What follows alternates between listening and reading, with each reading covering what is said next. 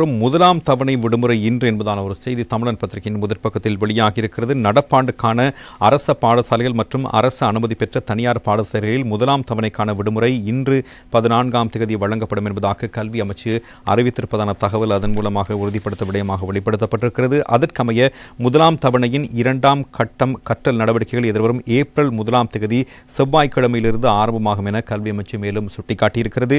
இதேவேளை கல்வி பொது தராதர பத்திர சாதாரணதர பரீட்சை எதிர்வரும் 17ஆம் தேதி திங்கட்கிழமை ஆரம்பமாகி எதிர்வரும் 26ஆம் தேதி புதன்கிழமையுடன் நிறைவடையும் என பரீட்சைகள் ஆணையாளர் நாயகம் தெரிவித்திருக்கின்றார். அமித் ஜெயசுந்தர் இந்த தகவலை வெளிப்படுத்தியிருக்கிறார்.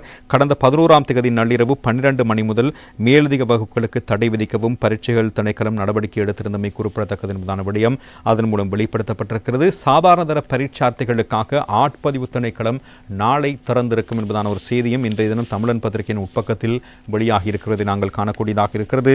கல்வி பொது தராதர சாதாரண பரீட்சைக்கு தோற்றவிருக்கிற பரீட்சார்த்திகளுடைய தேசிய அடையாள அட்டை தகவல்களை உறுதிப்படுத்தும் கடிதத்தை வெளியிடுவதற்காக நாளை 15ஆம் தேதி ஆட்பதிவு திணைக்களத்தினுடைய பிரதான அலுவலகம் உள்ளிட்ட மாகாண அலுவலகங்கள் காலை 8:30 மணியிலிருந்து நண்பகல் 12:30 வரை திறந்திருக்கும் என பதில் ஆட்பதிவு திணைக்கள ஆணையாளர் நாயகம் MSP சூரிய பெருமை தெரிவித்திருக்கிறார்.